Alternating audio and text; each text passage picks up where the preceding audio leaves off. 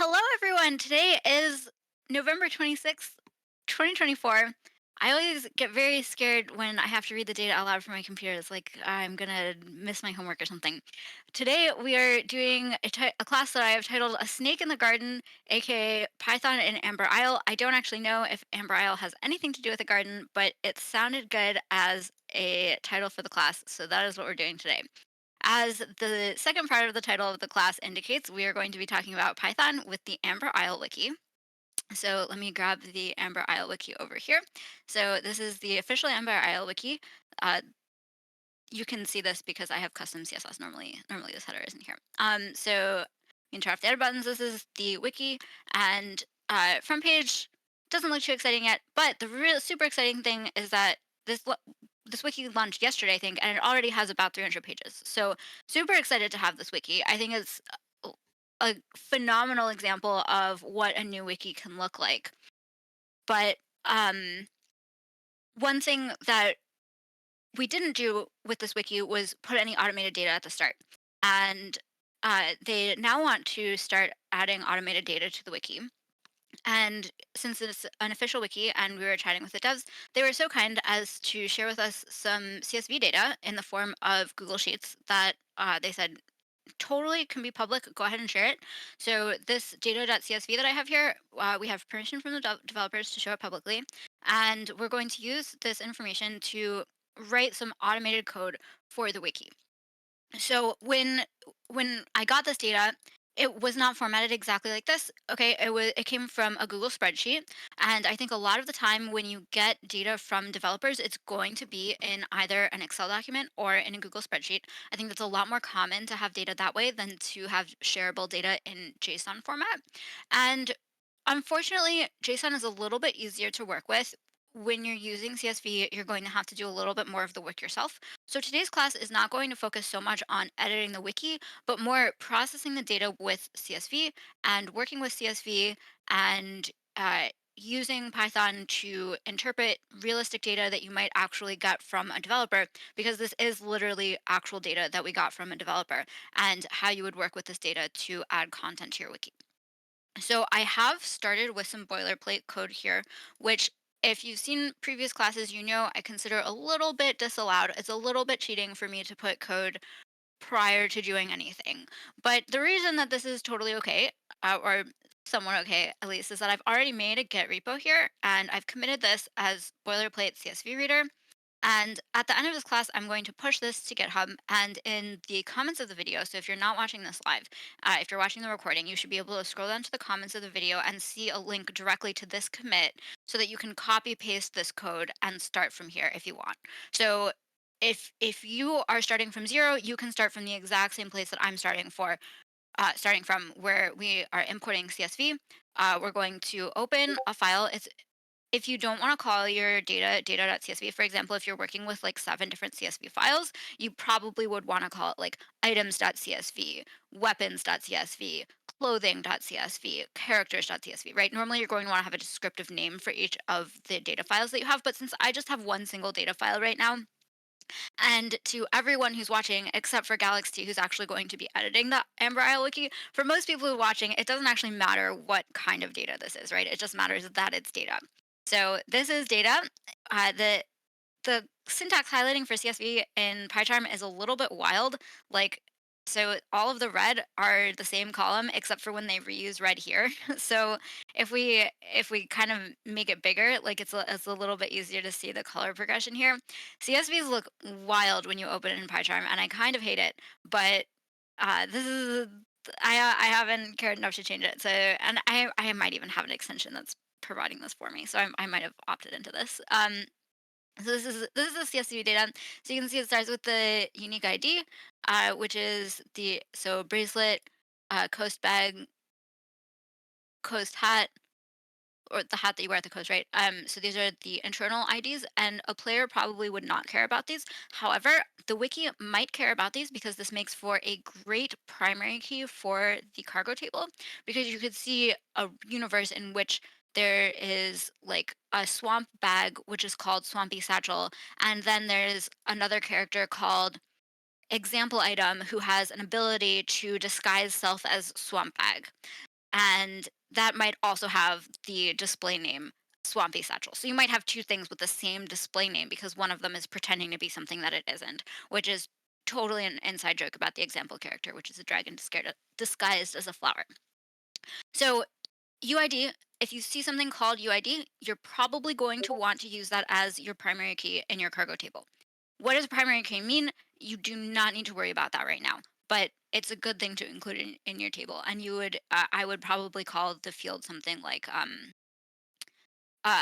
item ID or something. Like I don't want to use the field, so I don't want to say ID, but I would probably say like item ID equals. And I prefer doing the title casing, so like ID is like this instead of I don't like this. I like this.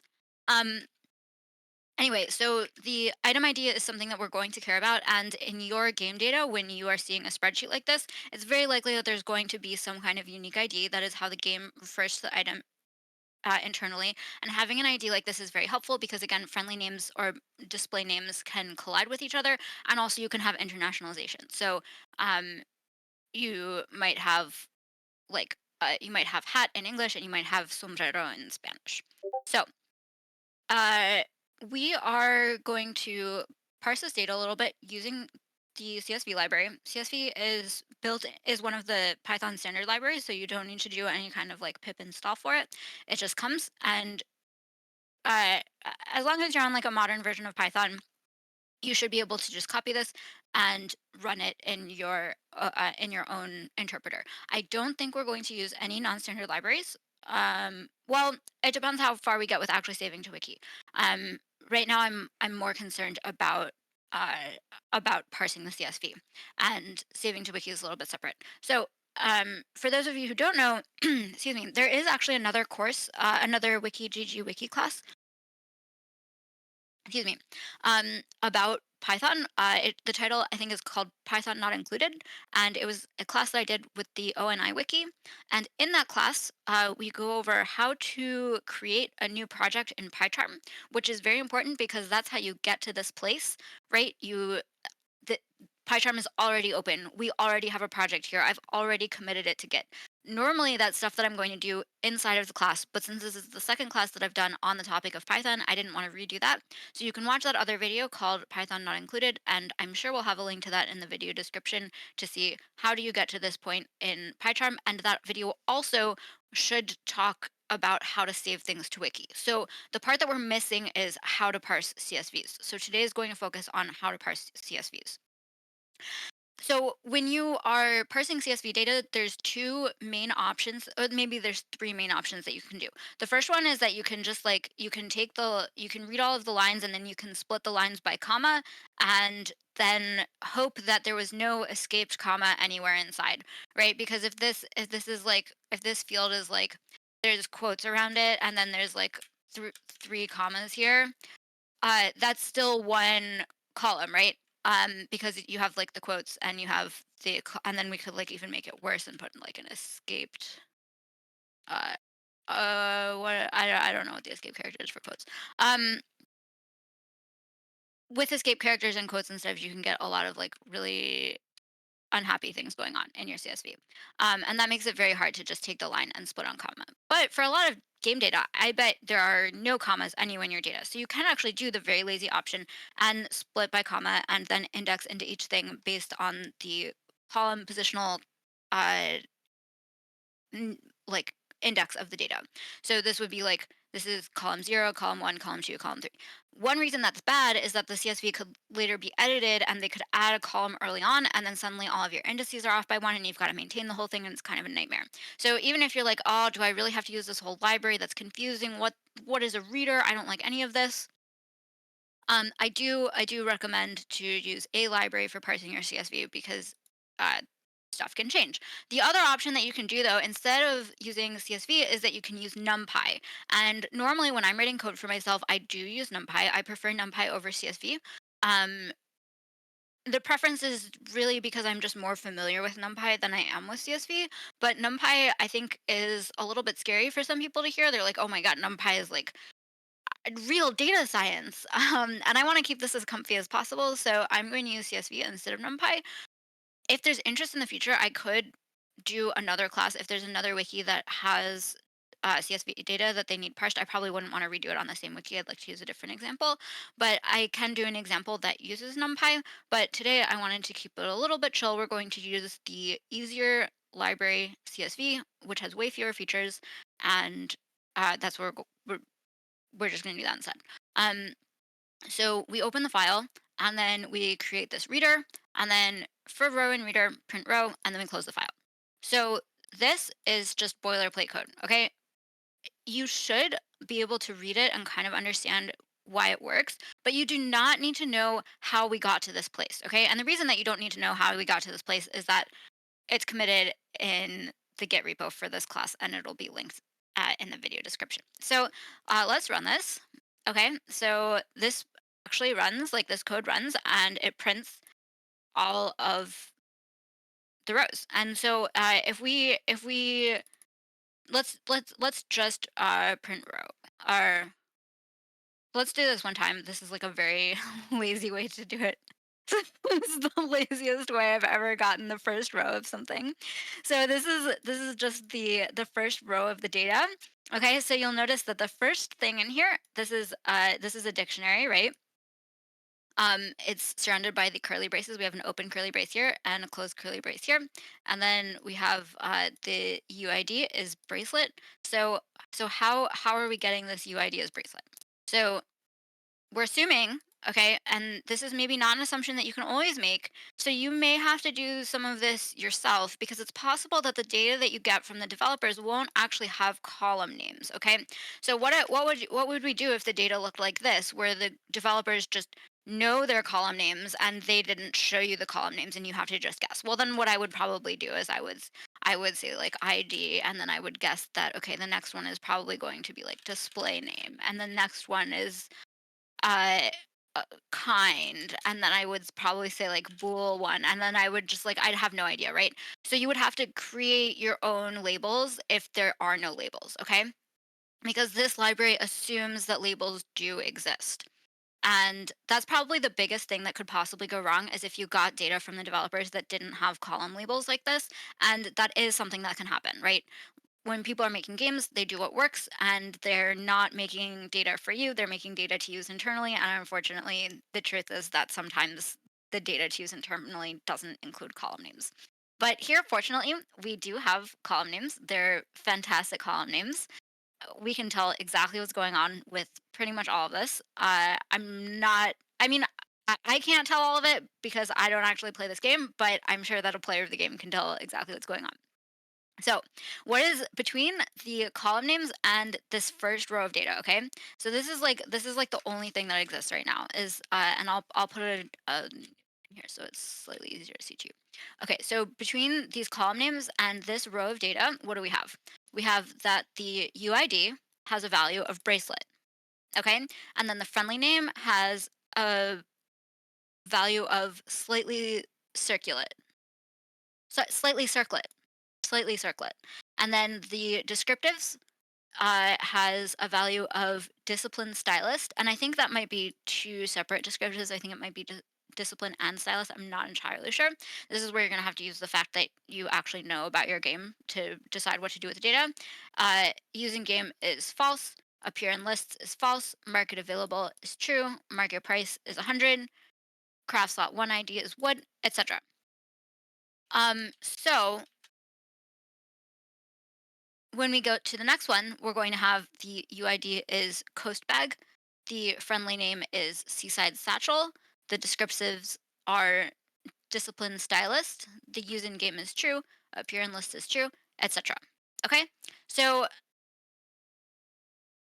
what does it look like to actually try and pull something out of this game, or out of this row? So instead of printing the row, I'm going to print row UID, and then I'm going to run this again. And then we're just getting the bracelet, right? And then if I don't break, if I do the whole thing, so we get all of the UIDs for the entire page. Okay.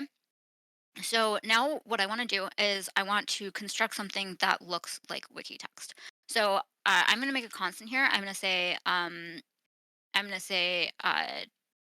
wiki text, and then I'm going to do triple strings.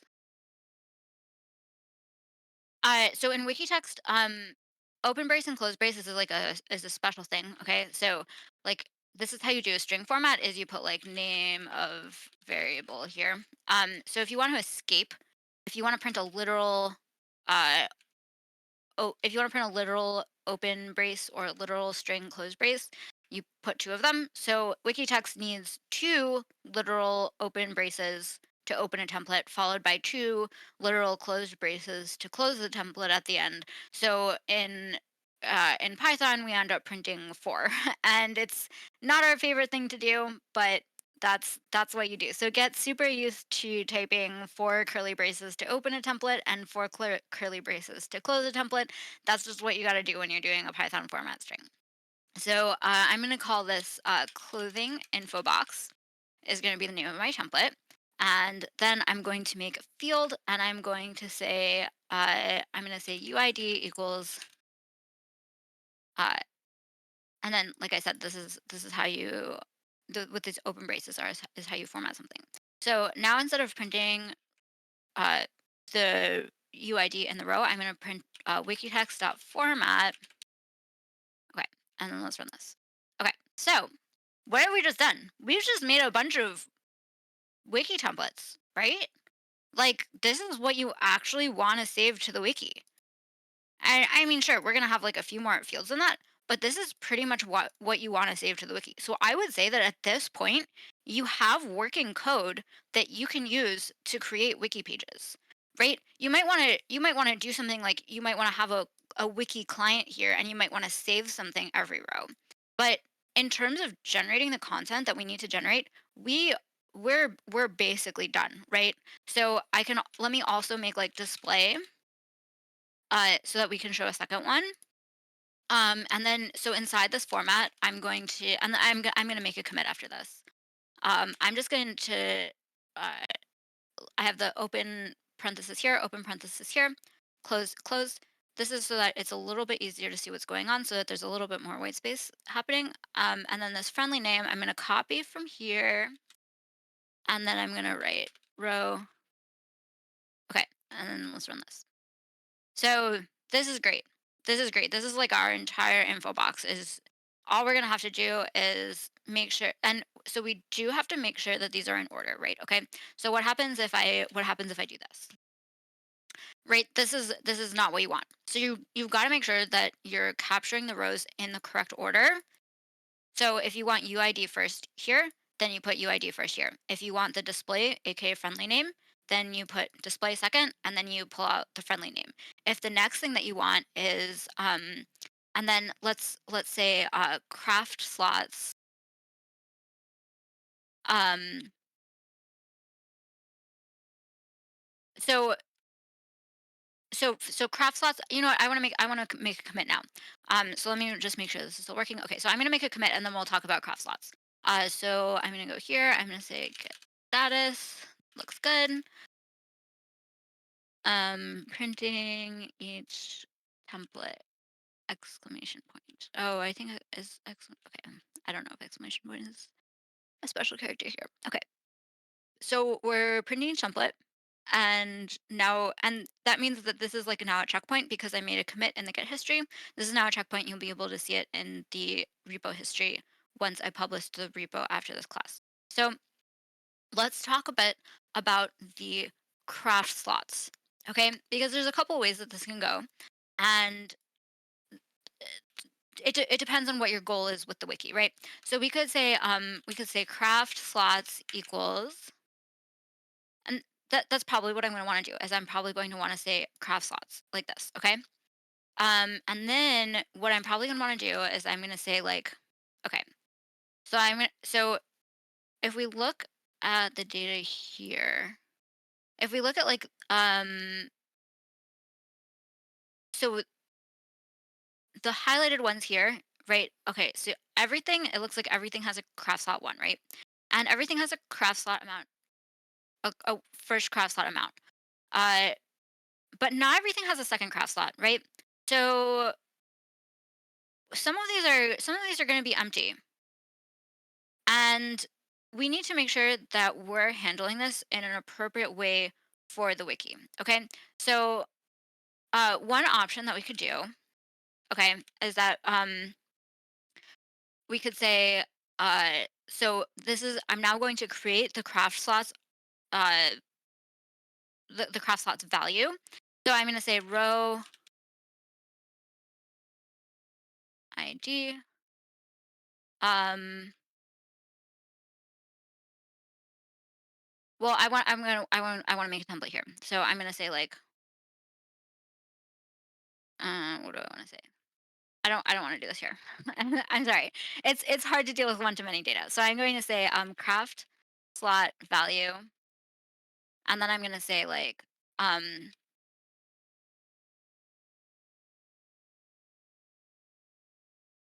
this is what I'm going to do. I'm going to say craft slot value one is, and then I want to say row.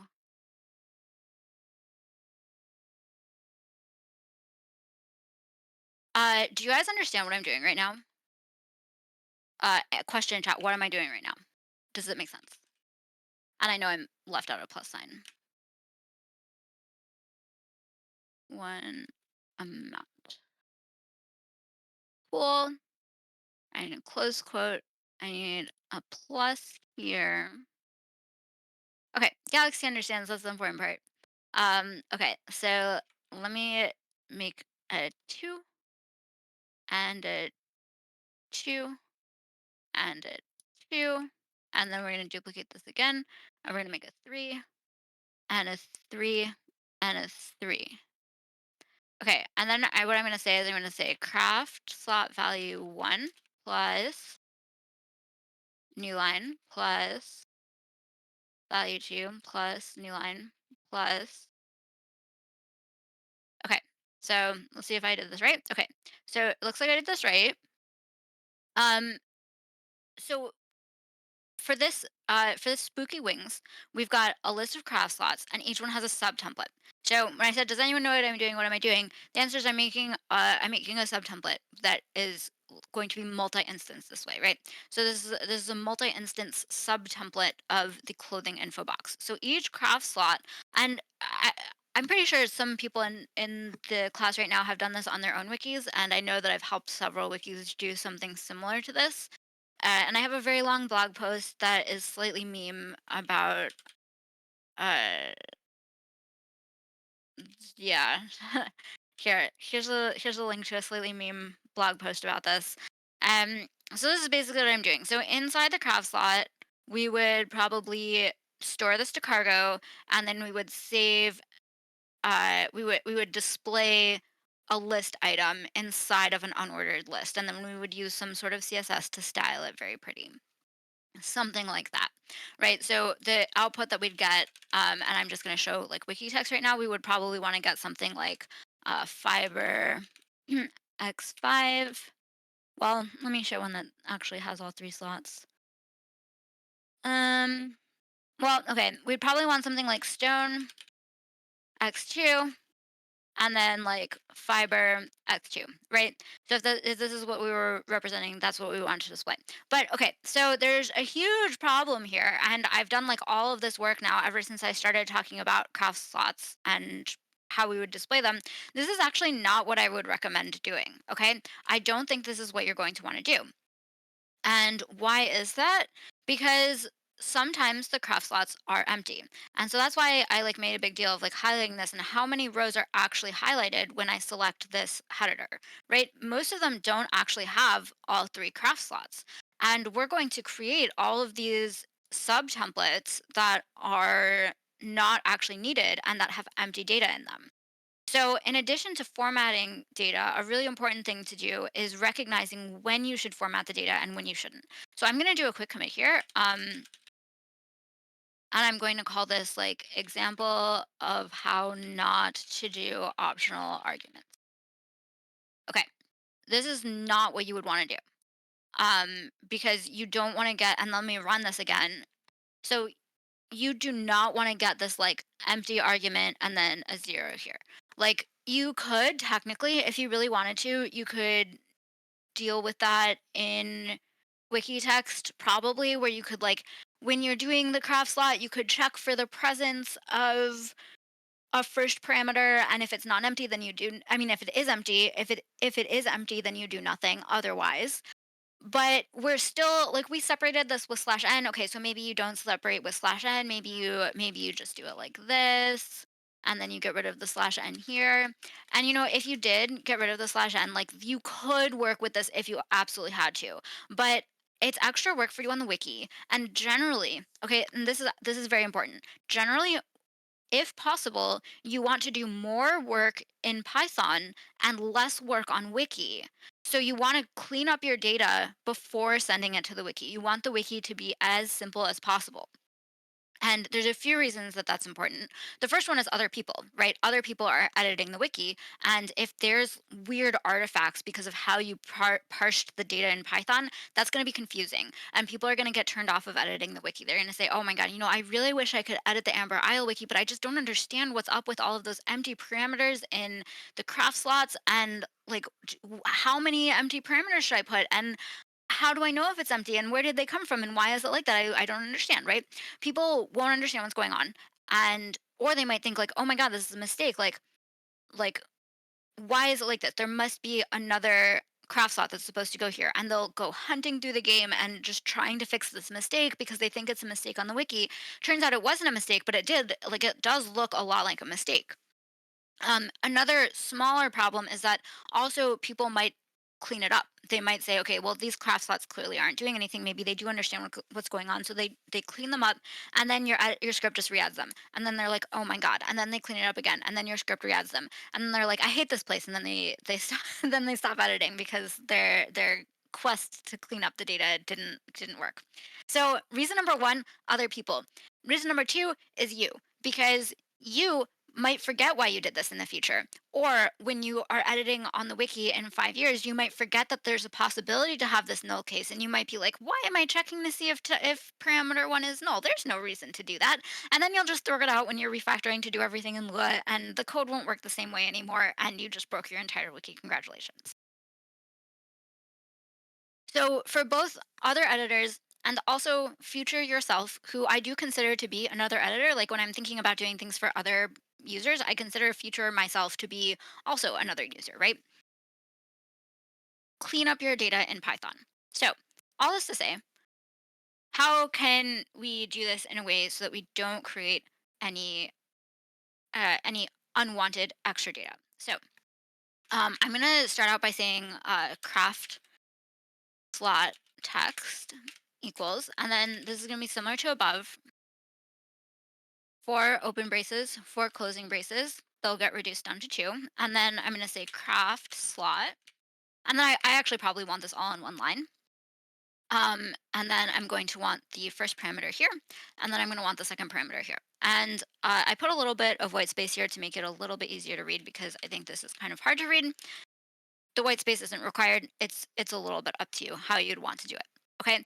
And if you would rather have named parameters on your wiki, you can make them named. If you'd rather not, you don't have to. So you could say like ingred or like uh what ID equals and then amount equals. So we can make them named parameters. It's optional. If you don't put anything here, they'll become ordered parameters, and then you can work with one and two. And if you put ID and amount, then they're named parameters, and you can work with ID and amount inside of the craft slot. And that is really entirely based on personal preference, especially when you're dealing with automated data like this.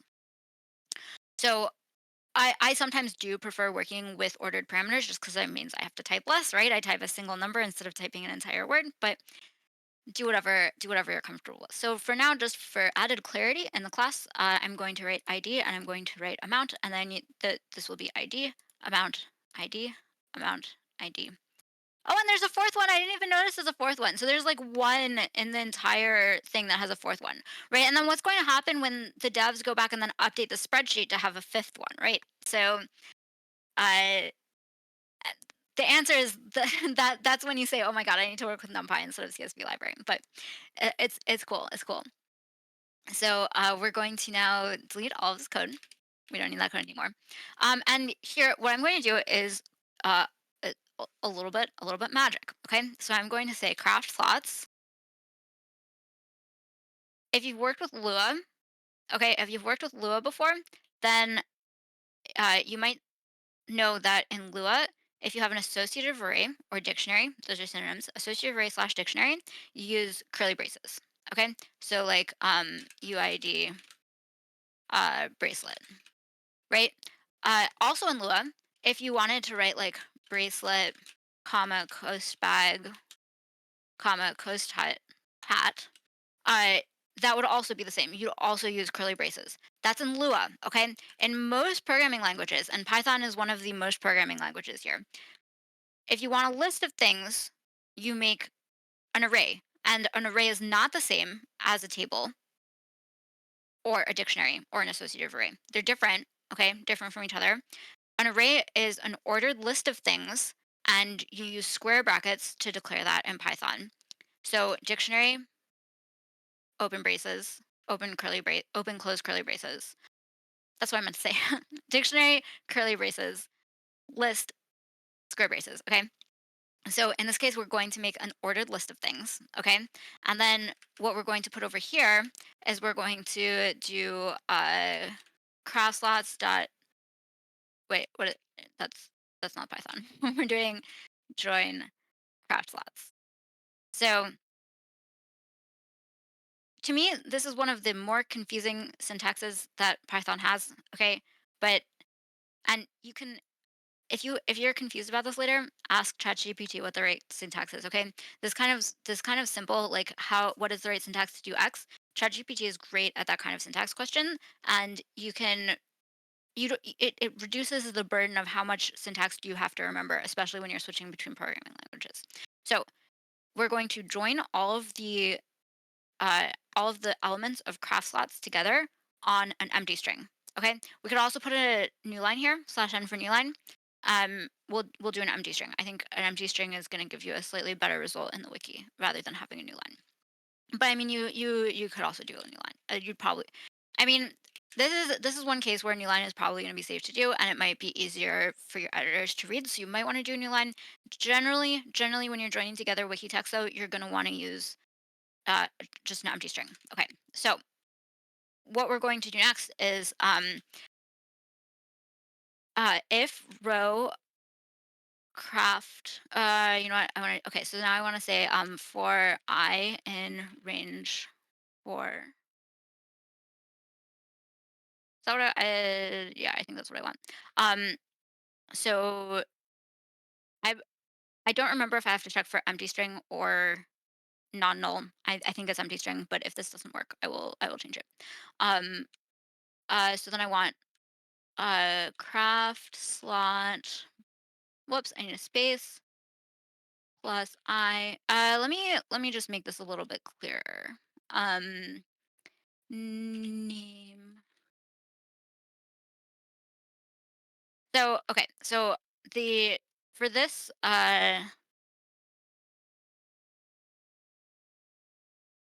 right, Python cares about typing.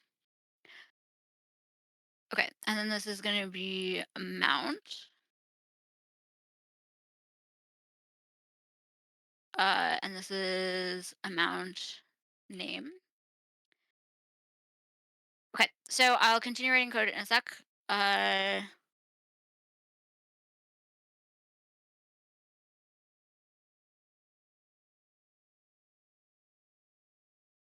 I'm probably gonna ignore that error. I'm gonna ignore that error.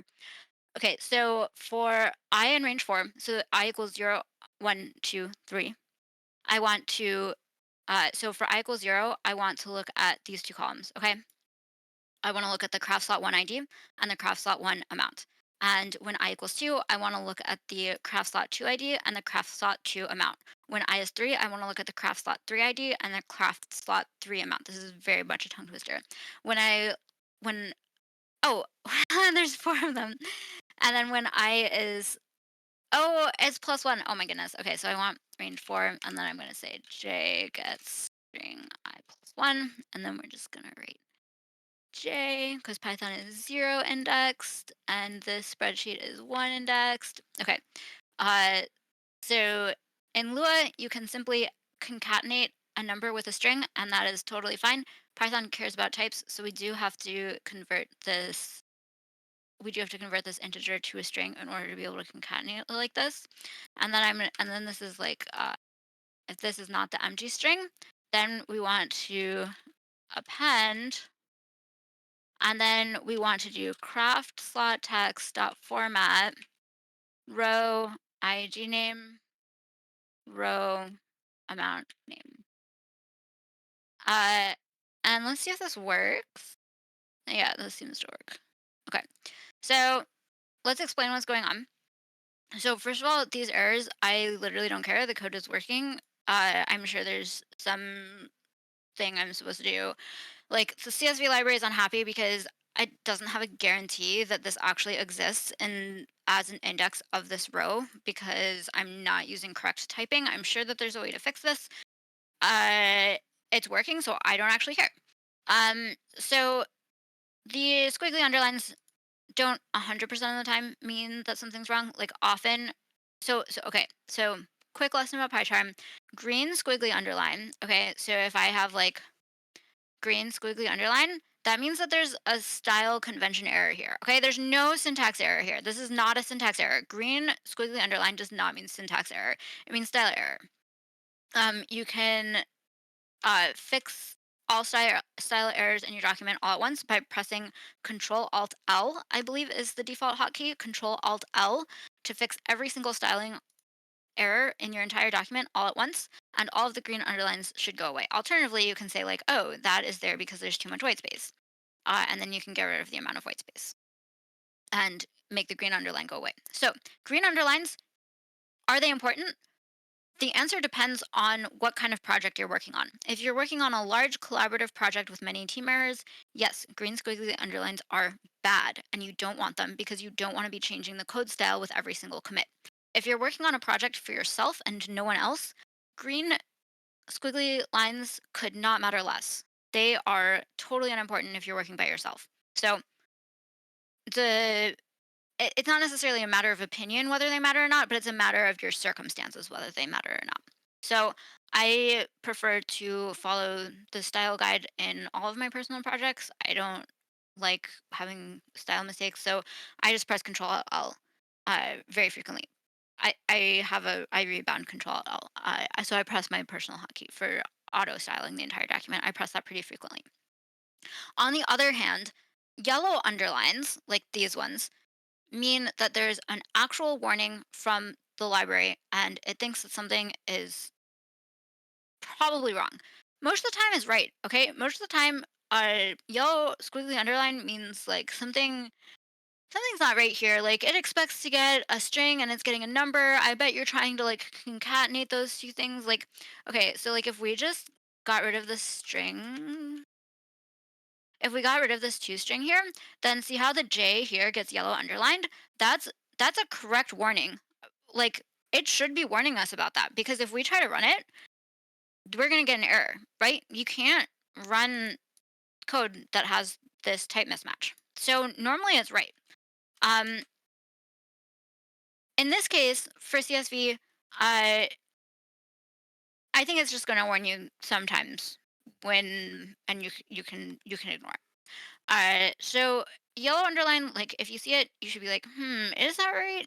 But if you know that it's right, you can, like, you have permission to ignore it.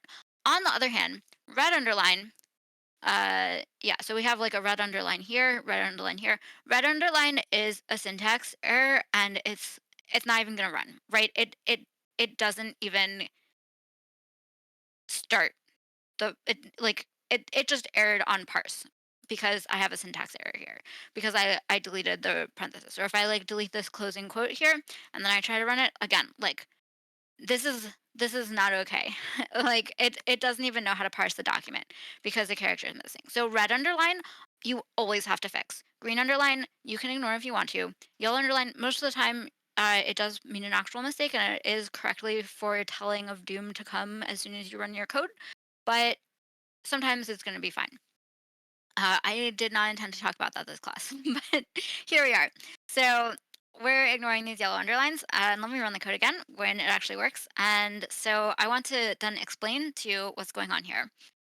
So we have the craft slots, and here we've got fiber in amount 4, and then we've got feather in amount 1, and then we've got rope in amount 2, and that's how we create a desert hat. I bet you didn't know that. So the craft slots is working as intended. And then implementing this, of course, we're still going to have to implement this somehow on the wiki.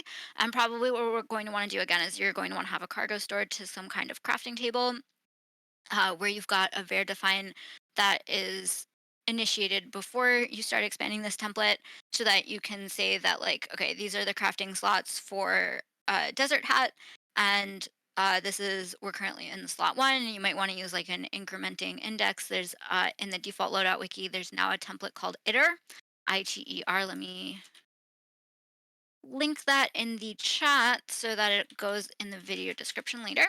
So you can use template iter to get your index so that you can order it properly.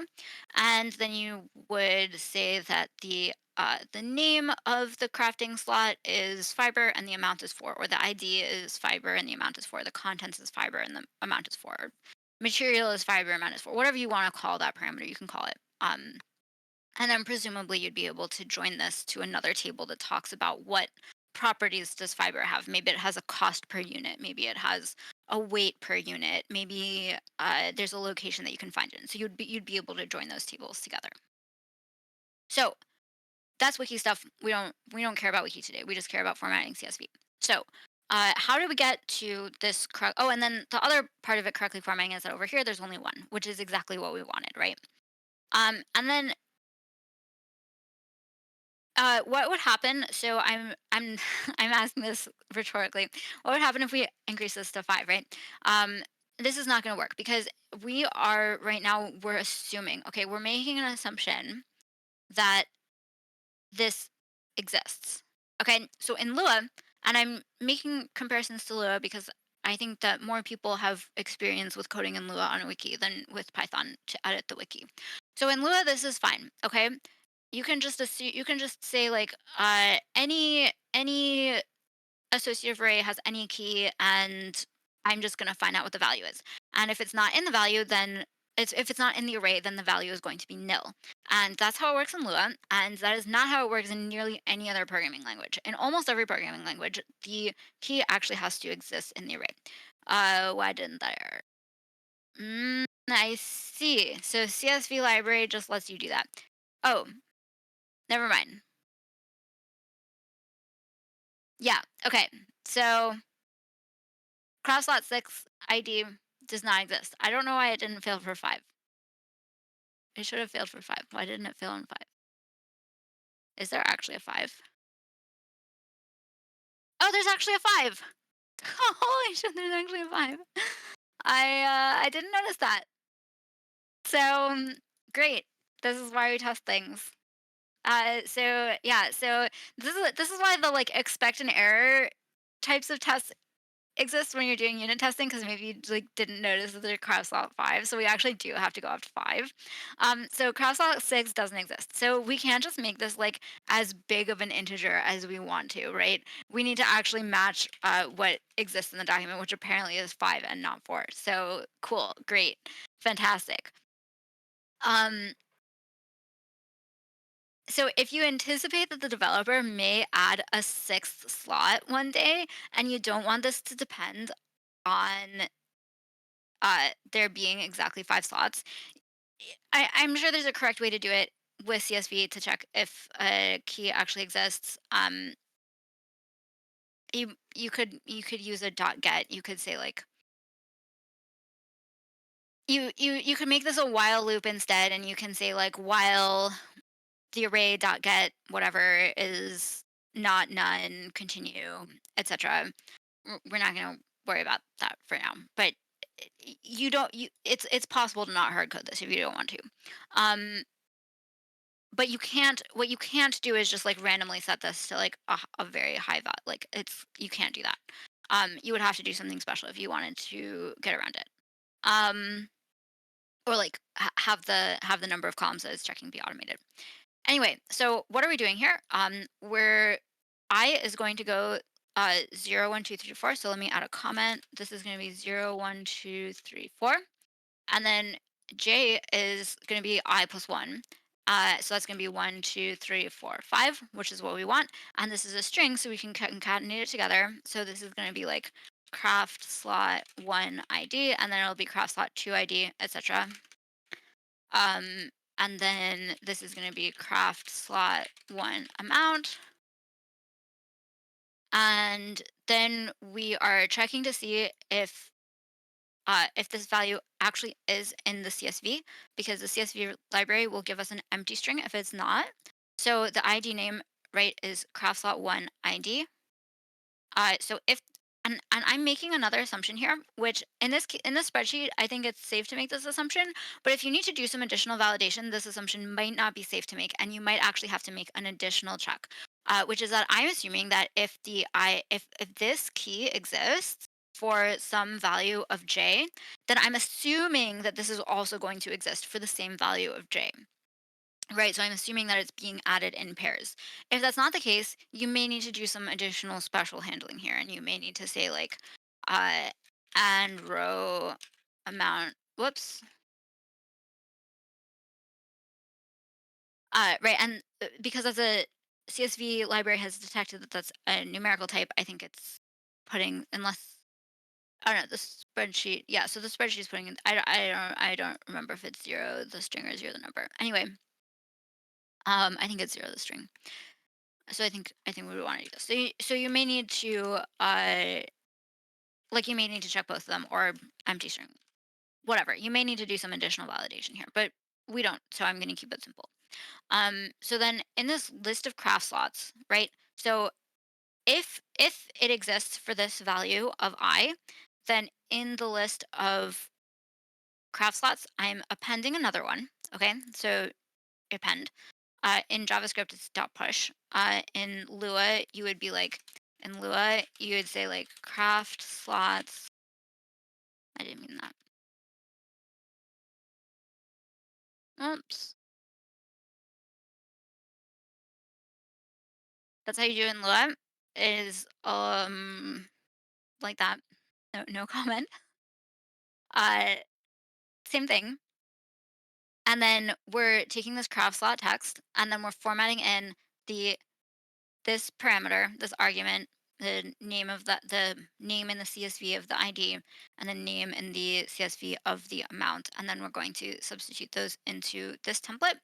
And so then at the end, we're going to have a list of formatted templates, which we're then going to concatenate, which is via this join argument.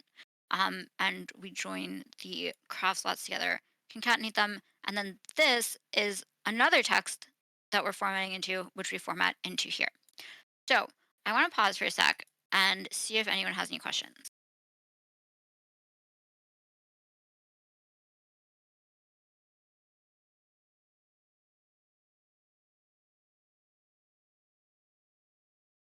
Any questions?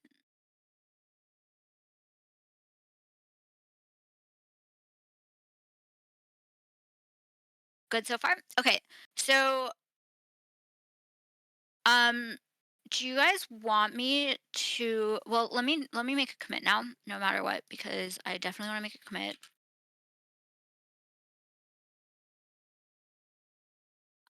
Formatting craft lots. Okay, do you guys want me to actually save some data to Wiki, or are you good on that part? Like, um, we'd want to be like import. Well, I wouldn't want to do that. I would want to say like,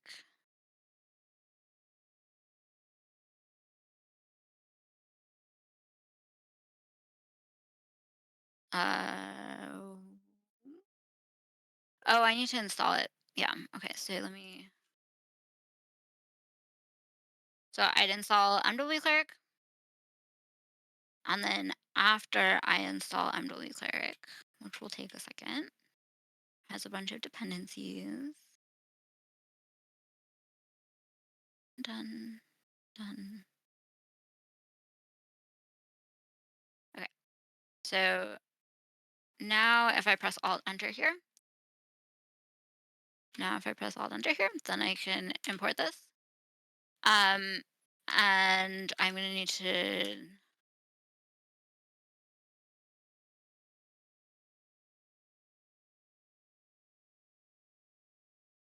Okay, and then I'll do this on the Sandbox wiki. And then so instead of printing this, I'm gonna say like so this is the text that I want. And then uh I'll do site dot save title, and then I want probably to save the title as the friendly name, and the text is gonna be the text, and then uh summary automatic page creation from smiley face. Okay, so and then I've made this the Sandbox wiki, so should be running.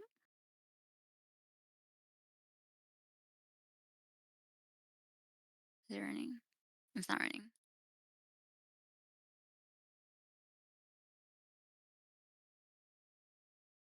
Oh wait, am I a bot? Hold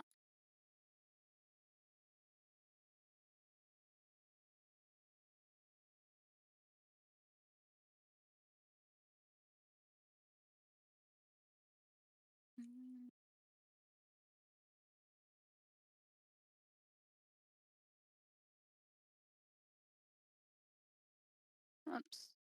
Okay, so it's not saving. Oh, because I didn't log in. Ha.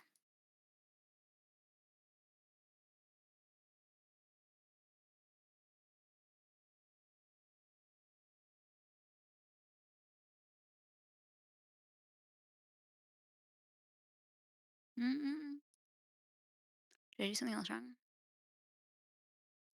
So WikiGG client for one reader.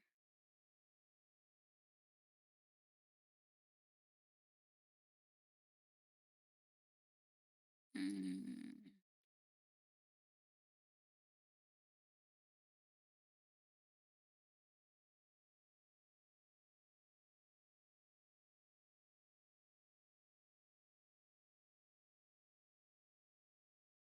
Yeah, what's not happy? I'm not logged in. Oh, yeah. Okay. Sorry. I normally never type this out. I actually don't remember the last time that I typed this out. Uh, I need to fix. Yeah, there's some error handling that's working against me right now. Um, okay, I should be working now.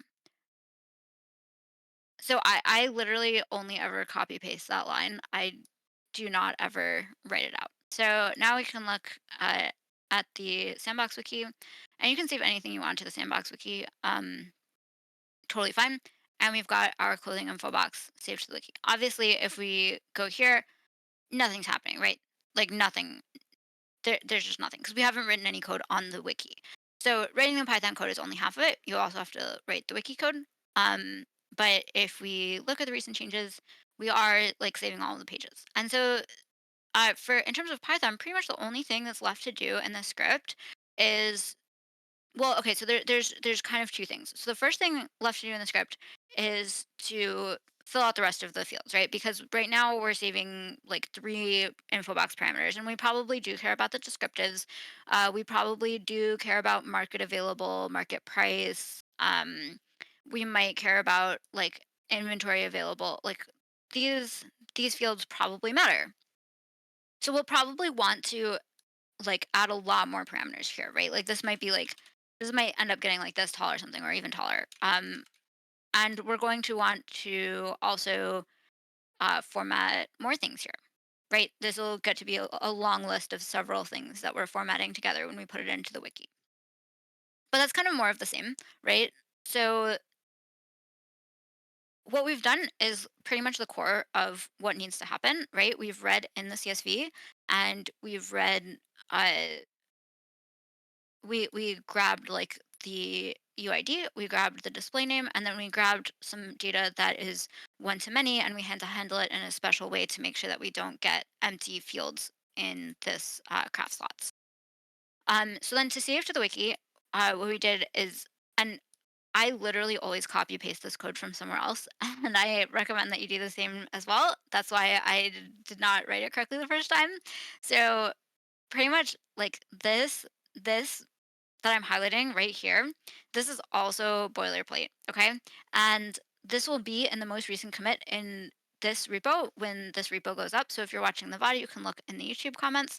If you're watching this live, I will post a link to the repo in the events chat very soon once I actually create the repo. And you will be able to go here and then you can simply copy paste this. And if you haven't already used MW Cleric before, it will prompt you through creating some auth credentials, and I recommend to have a file of yourself and a file as your bot, and which one you use, yourself or your bot, depends on do you want it to show up in recent changes or not.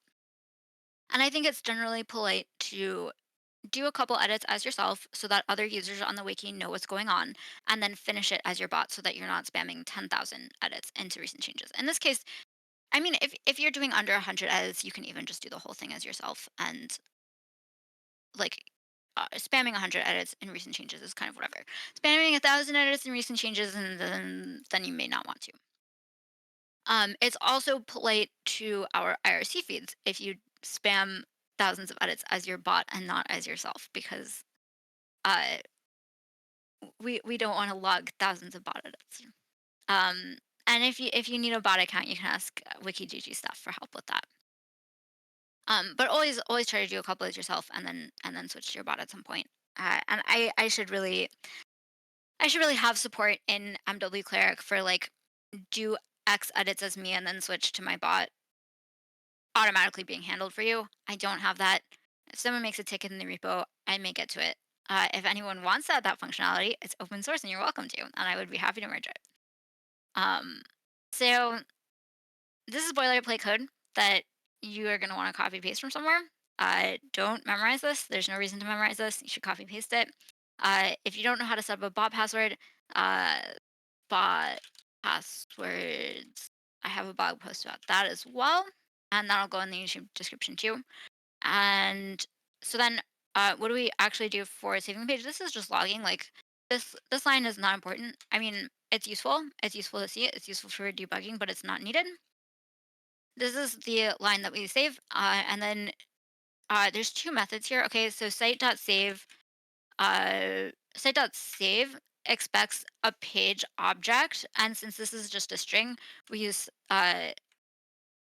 save title. So if you use save title, then you can just put a string here, and it'll construct the page object for you, and etc. behind the scenes. So generally, when you're creating pages like this, you'll want to use that save title method, and that's an MW Cleric, okay, not MW Client. Don't get them confused. MW Cleric is my wrapper of MW Client, which itself is a wrapper of the MediaWiki API and doing raw API calls using the request library. So use MW Cleric, use the save title method when you just have a string, and then you want to and you want that string to get saved with this text and with this summary. Um, so the other big main thing that we would have to do in addition to like adding the fields here is that this this script is going to create the entire page from scratch, right? So what happens, okay? What happens if someone goes on the wiki and makes an edit to the page? Like they go and they edit the trivia section, okay? So let's say that I'm on this slightly circlet page and then I'm like, "Oh, trivia. This is a very cool item." Okay, so I've added this like extremely important trivia to the page, and everyone's gonna benefit from the fact that I added this trivia to the page because this is wild trivia, right? So now, let me go back here, and I'm running my script again because we're gonna pretend that the CSV has changed now. Um, and what just happened? Okay, so this was the automatic creation, and then this is where I added the trivia, and it just blanked out my trivia altogether. The trivia is just gone. So cannot, you cannot run this script more than once. Right? If you're still in like the initial setup period of the wiki and you realize that you made a mistake and you're still the only person really editing and you're not going to delete anything, if you totally delete the entire wiki and start over, fine. Like in a case like that, yes, you can run it a second time. But if the wiki is already open to the public and there's already a lot of people editing it and you're already getting a bunch of great community contributions, you can never run this script again. Or if you do run it, then you have to first check if the page exists. And if the page does exist, then you skip and do nothing and only add new items in the future, right? So you would have to change this so that you're only creating new pages. So, if you want to update the wiki, you're going to have to write a completely different script. Okay? And when I say completely different, it's maybe like 85% different. Maybe 50% different, right? A lot of this we can still do. Like we can still uh create the craft slots this way, right? Like this will be the same. So this whole craft slots thing, we wrote that once, we can just save it. But you are going to need to use a different script for updating existing pages. And fortunately, that is what I did in the Python not included class on the ONI wiki a couple months ago. So if you want to see how to write an update script as opposed to a page creation script, then I would recommend to watch that video, which is also linked in the video description if you're watching the recording. And you can also look at the Sourcer update repo. I'm opening another browser, which has an update script. Okay, and the paradigm for updating is generally going to be a little bit different from the paradigm for creation because using the template modifier updater, um, you first locate a page and then you find its data. And that's slightly different from what we're doing here. So probably what I would do if you're doing an updater is that I would create some constant here. I would say like all data and then I make an associative array here. And then I'd probably just when going through the reader, I would associate the key with its row of data. And then okay, because the thing is that when you're using the CSV, you can only go through by row. You can't easily say like give me the uh coast necklace row. At least I don't think you can do that easily with CSV library. With NumPy you definitely can. So if you're using NumPy, using NumPy might be a little bit easier for the update script. But I think this is a little bit out of scope. I can do another class where we talk specifically about the updating script, but generally what I would suggest to do if you're doing updater, oh, I'm not showing this on, okay. So I, hmm? Oh, I see. Okay. So this is the update script, right? So you have this template modifier class and template modifier does a lot of work for you. Um, where it'll pull the info box for you and then it'll give you access to all of the parameters and then you can edit each of the parameters individually without changing the entire rest of the page. So your editing is constrained to the one info box and it's constrained to just updating individual parameters. And that way you're not going to erase someone's trivia section they worked so hard on. So this is a great way to do it. And it saves you writing a lot of code for having to like test if stuff is already there, having to work like very closely with MW parser from hell internals. That's the actual library name is actually called MW parser from hell. You don't have to work with the internals of that library as much if you use this template modifier class. It does require a little bit of a different paradigm for how you're looking up data because you have to go in order of the order that the wiki gives you the information and not the order in which the data appears in the CSV. So that's like a little thing to keep in mind. I can do another class about that. My voice is dying right now. So I'm gonna end the class in a couple minutes. And then the update script would be at another time. And also, generally, creation scripts are going to be a bit higher importance than updating because once the pages exist, you can generally maintain them. So, with all that said, Other than talking about update scripts in great detail, does anyone have any questions?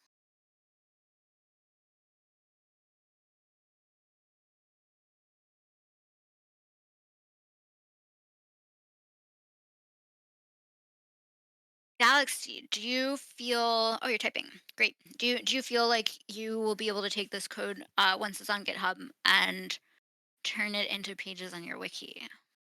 That's the real question.